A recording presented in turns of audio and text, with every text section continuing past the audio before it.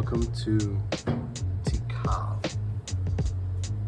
Really not called that until the 1850s on this plane. What its real name is later.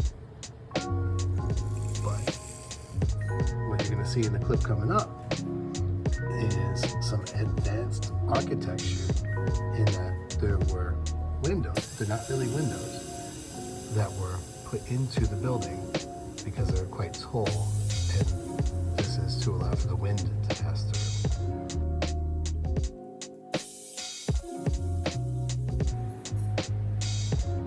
The next clip that you see shows the Mayan calendar and an altar, but they're both replicas. One thing you can see from the inscriptions is the period that it comes from based upon the direction of the feet of the people.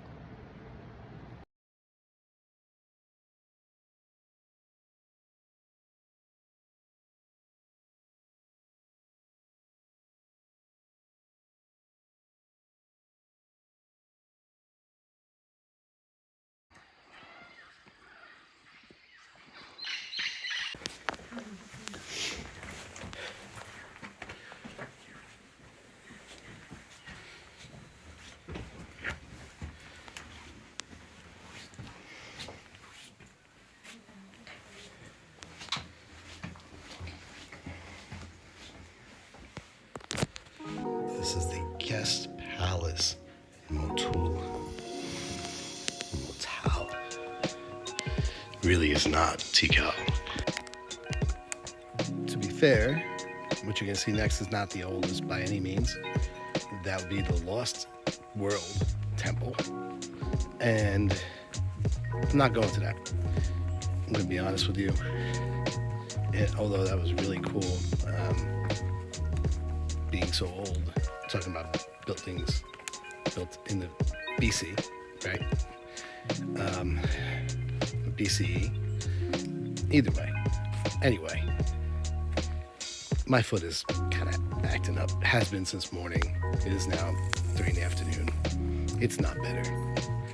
But what I'm gonna show you, and second time I'm visiting it today, would be debatably the most important. And it took over 1,000 years to build according to my guide map. So I will show you the Grand Plaza.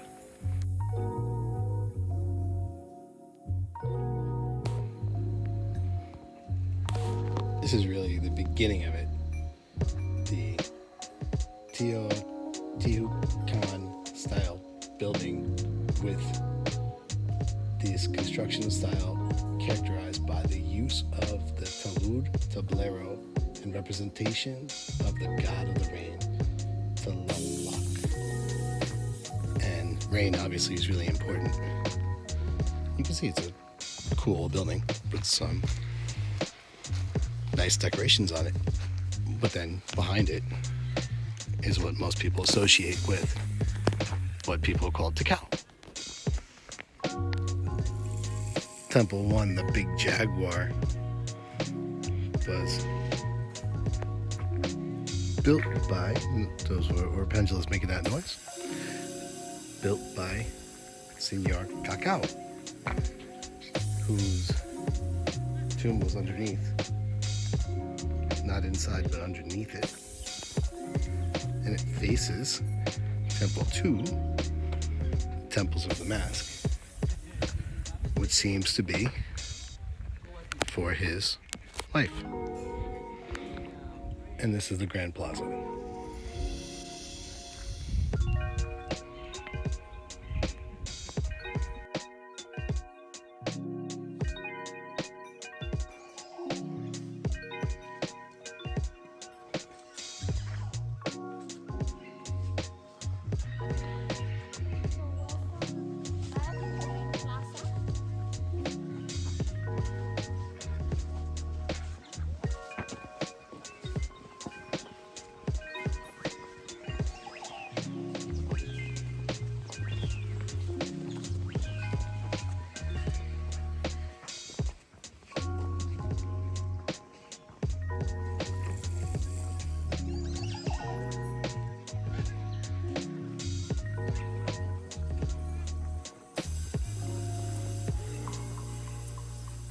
main plaza.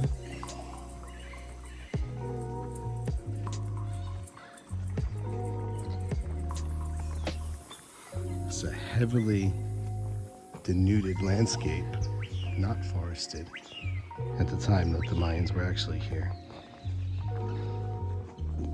There's a huge amount of people who lived in the area. Maybe something like 15% of structures in this area have even been uncovered. Talk more later. Yes, all our tombs, tombs. This area is all about celebrations, and we have a special occurrence today. We have the vernal equinox, where the shadow from that temple is going to cover the Temple of the Masks. Here's some altars and stelos, and some of them were smooth, like this one, where they would just change the decorations for different festivals.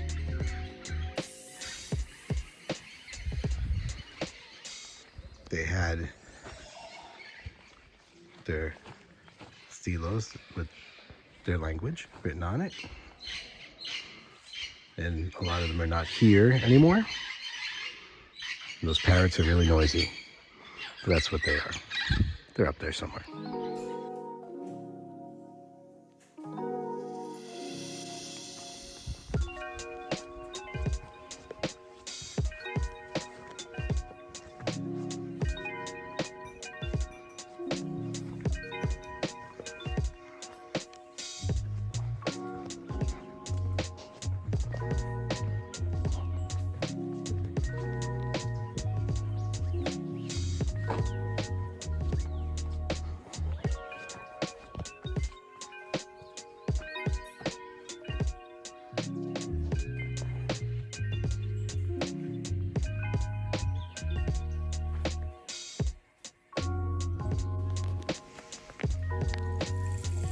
Temple 1, the big jaguar, was built by, those were pendulums making that noise, built by Senor Cacao, whose tomb was underneath, not inside but underneath it, and it faces Temple 2, Temples of the Mask, which seems to be for his wife. And this is the Grand Plaza.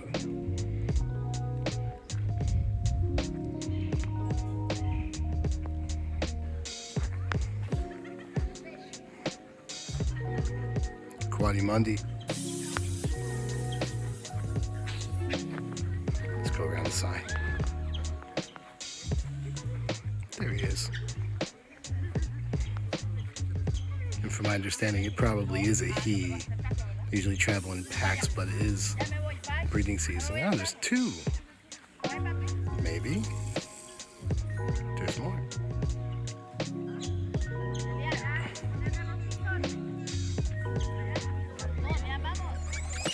And those buildings are the central Acropolis. Actually, though, they housed a series of administrative and residential palaces, and it was the dwelling place of the royal family. People came and paid homage to them there, and the largest reservoir is attached. So over there you have the Acropolis Central, quite old, going back to BC. Again, Jaguar Temple, and then Acropolis North, which has a lot of the governor's abodes. And then, again, the wife's temple.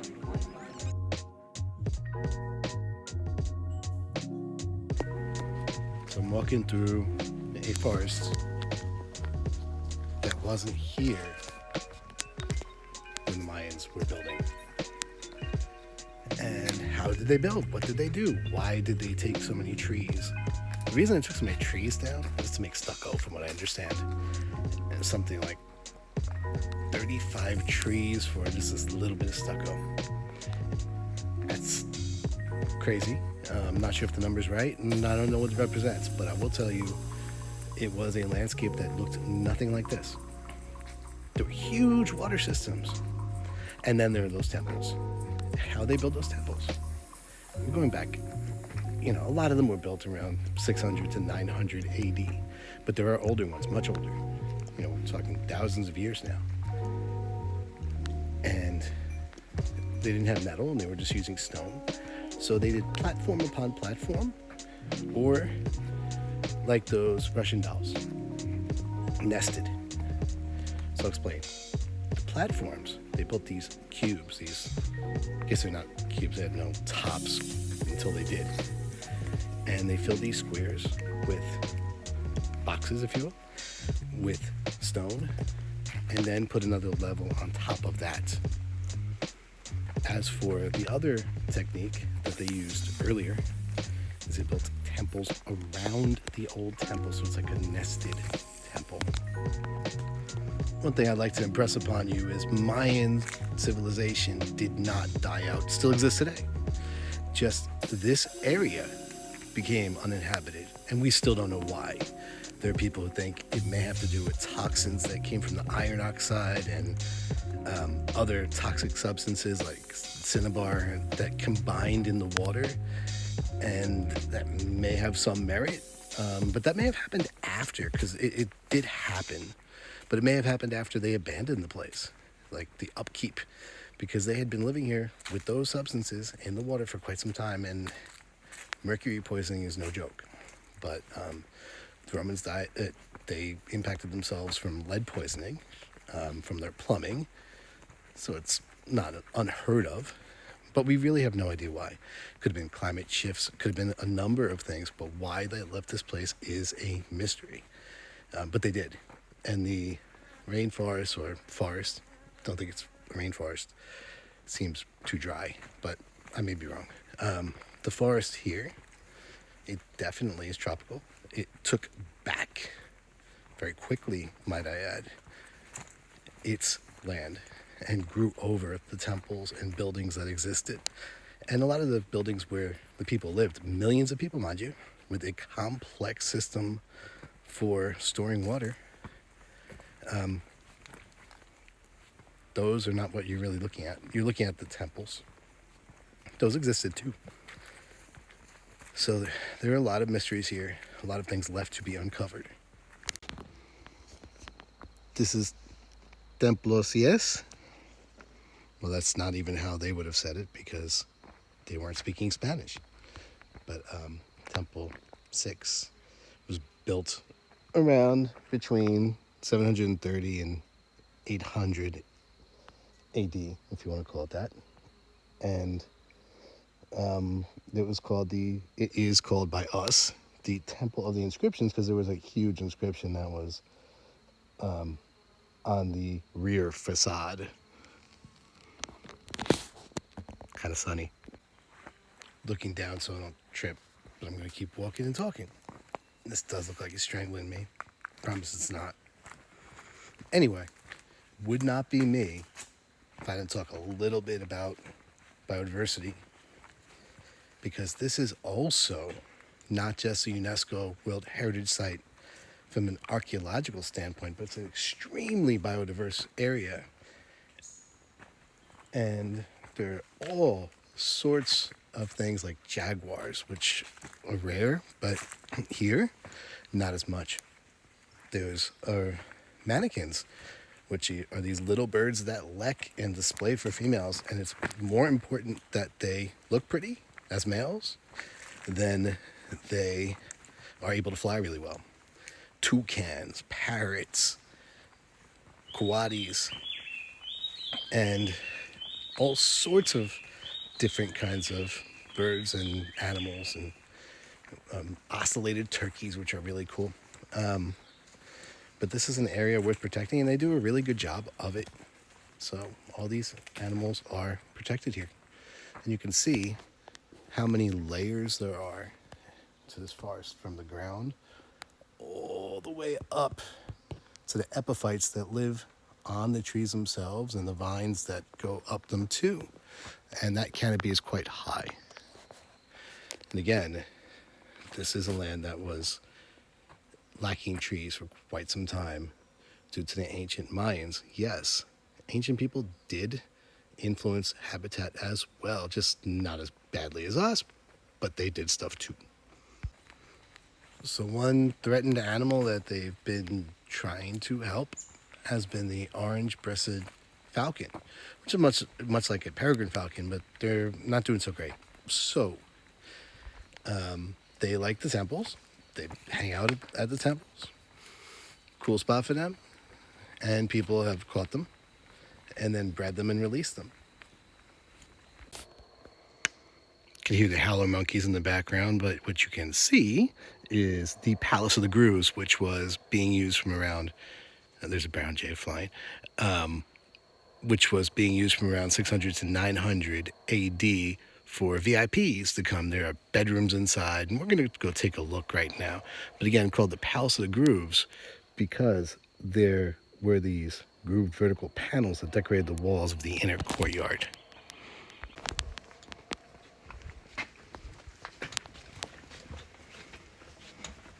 Here we go.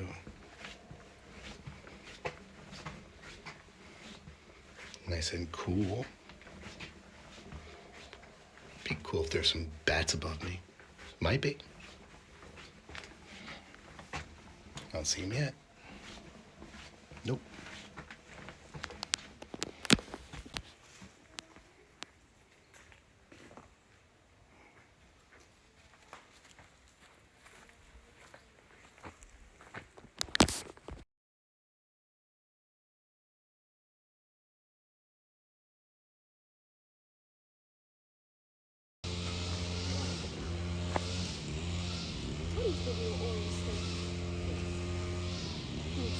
Okay.